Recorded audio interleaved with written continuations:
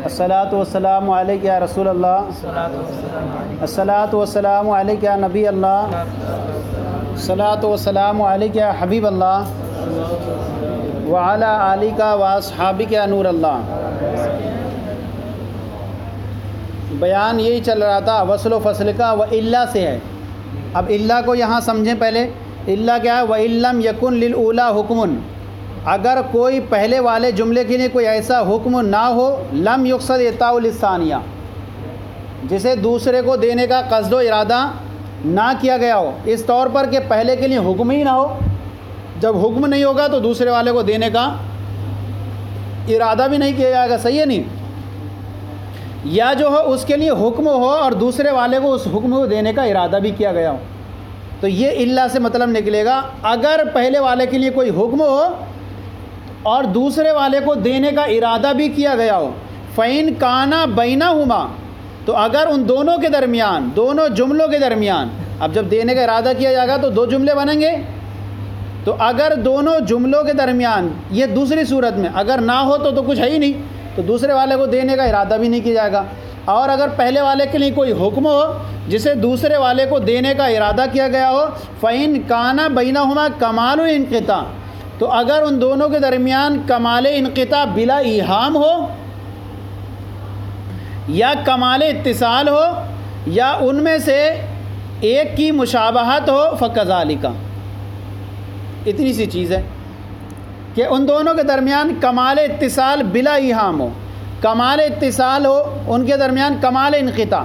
کمال انقطاع مطلب یہ ہوگا کہ دونوں جملوں کے درمیان ایسا جو ہو انقطاع ہو، ایک جملہ ایک ہے یہ اور ایک جملہ دوسرا ہے، ان دونوں کے درمیان ایسا کمال بالکل انقطاع ہے، دونوں الگ الگ ہیں۔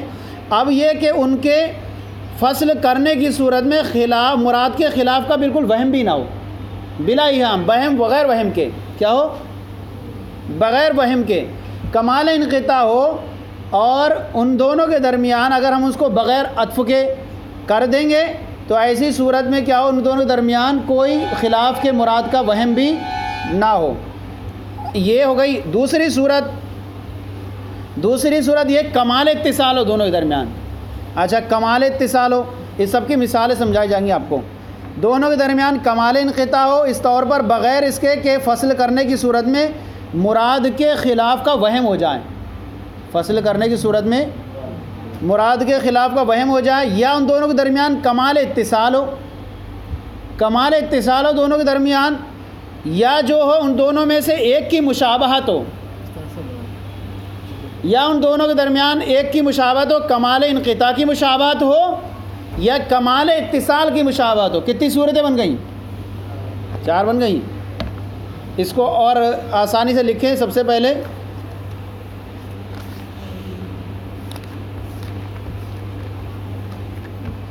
کہ اگر پہلے والے جملے کے لیے کوئی ایسا حکم نہ ہو جسے دوسرے والے جملے کو دینے کا کوئی شریک کرنا مقصود نہیں۔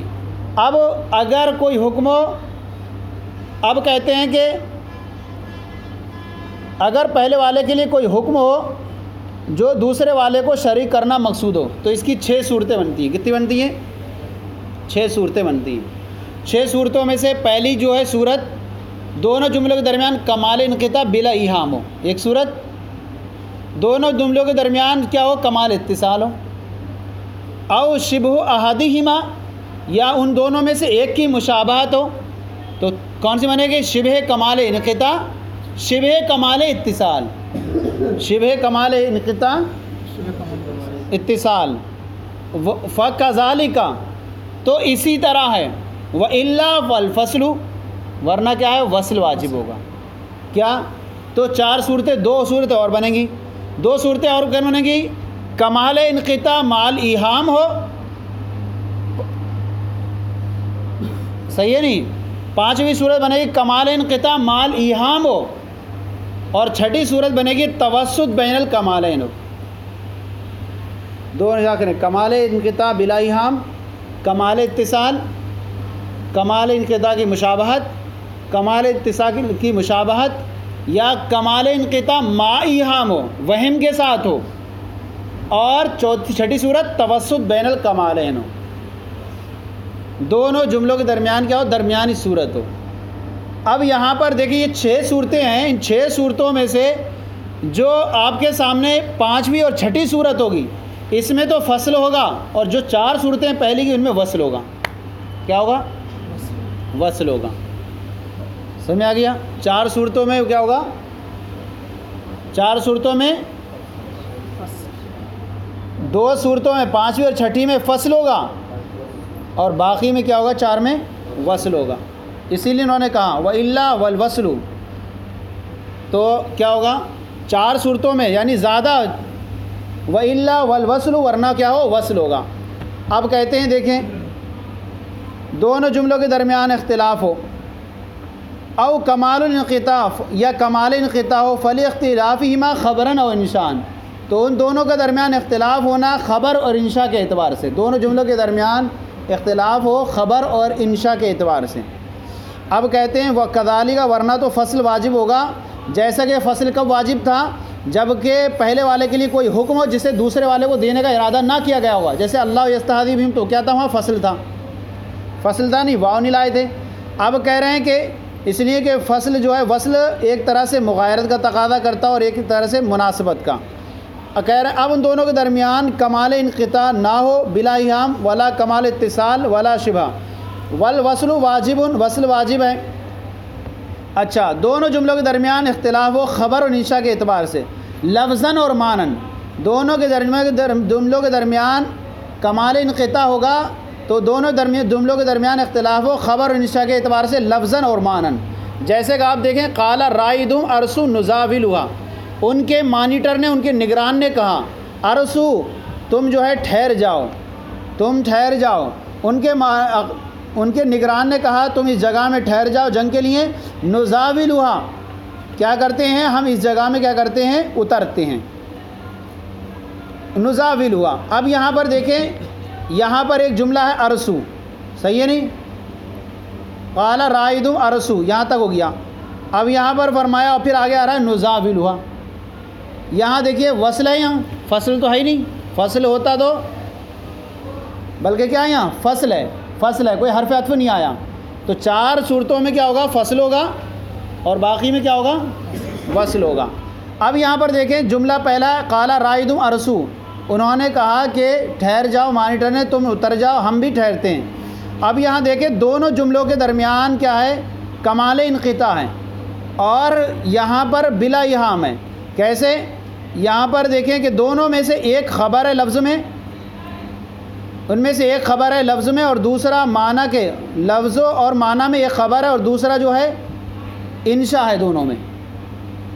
پہلا ارسو، ٹھہر جاؤ۔ اب یہاں پر دیکھیں کہ رائدہم ارسو، ارسو یہ اقیم ھذا الامر، اب یہ یہاں پر کہا گیا نزاول، اس جگہ میں ٹھہر جاؤ، تو یہاں گویا کہ حکم دیا کہ کیوں ٹھہرنے کا حکم دیا گیا۔ اب یہاں پر عطف نہیں کیا گیا، بالکل عطف نہیں کیا گیا، اس طور پر یہ خبر ہے لفظاً اور معنن، اور ارسو یہ انشاء ہے لفظ اور معنی کے اعتبار سے۔ ارسو فعل امر ہے، لفظ اور معنی کے اعتبار سے بالکل کیا ہے؟ انشاء ہے۔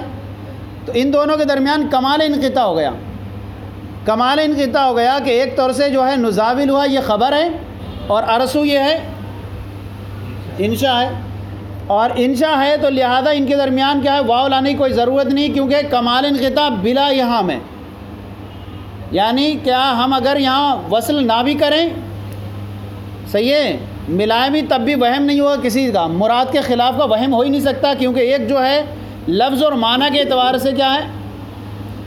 جملہ انشائیہ ہے، اور دوسرا کیا ہے؟ نزاولھا، یہ لفظ اور معنی کے اعتبار سے جملہ خبریہ ہے۔ بھائی ارسو کیا ہے؟ امر ہے، اور نزاولھا جملہ خبریہ ہے، تو کہہ رہے ہیں کہ اس کا عطف نہیں کیا گیا، کس کا؟ نزاولھا کا عطف نہیں کیا گیا، کیونکہ یہ لے خبرن، کیونکہ یہ خبر ہے لفظ اور معنی کے اعتبار سے، اور ارسو جو ہے انشاء ہے لفظ اور معنی کے اعتبار سے، تو ان دونوں کے درمیان کیا ہو گیا؟ کمال انقطاع بلا ایہام ہو گیا، کمال انقطاع بلا ایہام ہو گیا، بالکل سامنے والے کو کبھی خلاف کے مراد کا وہم ہوگا ہی نہیں۔ مراد کا وہم تو وہاں ہوتا کہ دونوں لفظ کے اعتبار سے کیا ہوتے؟ یا تو خبریہ ہوتے، یا جو ہوتے دونوں معنی کے اعتبار سے انشاء ہوتے، تو مراد کے وہم کا خلاف وہل ہو سکتا تھا۔ گویا کہ کہا اتر جاؤ، تو سوال پیدا ہوا کیوں اترنے کا حکم دیا گیا؟ تو گیا کہ بعد میں آ رہا ہے کہ جملہ خبریہ محلاً مرفوع ہونے کی وجہ سے نزاولوا، کہ ہم یہاں پر اترتے ہیں کیونکہ یہیں ہم جنگ کی کوشش کریں گے. تو یہ ان دونوں کے درمیان ہوا کمال انقطاع لفظ اور معنی دونوں کے اعتبار سے. پہلا والا جو ہے لفظ اور معنی کے اعتبار سے انشاء ہے، اور دوسرا والا جو ہے لفظ و معنی کے اعتبار سے کیا ہے؟ خبر ہے. اس لیے کیا ہے یہاں پر کیا نہیں کیا گیا؟ وصل نہیں کیا گیا. صحیح ہے نہیں؟ وہی فصل کر دیا گیا نا، وصل